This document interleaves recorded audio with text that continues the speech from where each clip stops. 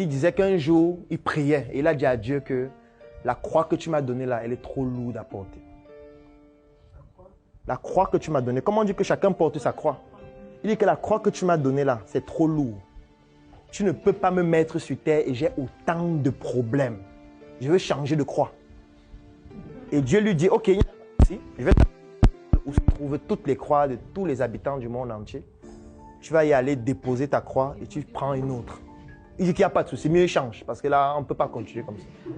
Il arrive dans cette pièce-là, il dépose sa croix, il s'assoit même pendant 30 minutes parce que c'était vraiment lourd.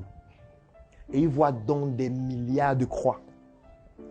Et Dieu lui dit, avant de porter une croix, ce que je te recommande de faire, c'est que voici un bouton qu'il y a sur la croix. Tu appuies ce bouton, ça va te permettre de voir un peu la vie de la personne. Si tu vois que c'est possible et que c'est plus acceptable que ta vie, tu prends la croix là, tu portes et tu pars.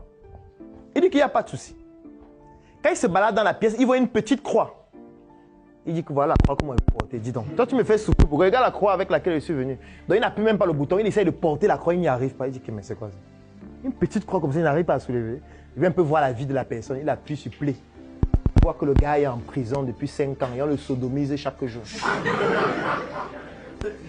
Il dit que, hey. Donc s'il porte ça, prison, sodomisation chaque matin. Et chaque fois qu'il essayait de porter une croix, il n'y arrivait pas. Et quand il l'appuyait sur play, il voyait une histoire exceptionnelle. Il a essayé comme ça peut-être 300 croix. Après, il voit une croix, il essaye de porter, il y arrive. Il dit, mais c'est bon, tu fatigues les gens tous les jours.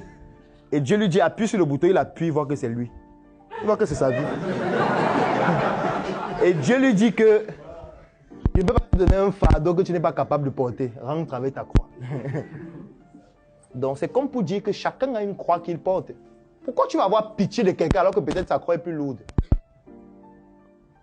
Parce qu'avoir pitié, c'est comme si tu estimes que la personne ne mérite pas vivre ce qu'elle vit. Et que toi, tu es supérieur. C'est que toi, tu dépasses cette personne. Ce qui n'est pas forcément vrai. Ça ne veut pas dire que tu ne peux pas accompagner cette personne avec une contribution. Non. Mais avoir pitié au point de te croire... Parce qu'avoir pitié signifie que tu te crois supérieur déjà à la personne. Déjà de un. Qu'est-ce qui te dit que tu es supérieur à la personne? Rien. Pourquoi tu vas devoir avoir pitié? Ça veut dire, en fait, pour moi, la pitié, c'est un sentiment même de condescendance. C'est-à-dire que tu es déjà condescendant vis-à-vis de la personne en croyant que tu es supérieur à elle. Non. C'est un peu comme la nature. Ce sont des équivalences, ce sont des complémentarités. Est-ce que toi, tu es supérieur au poisson? Est-ce que tu es supérieur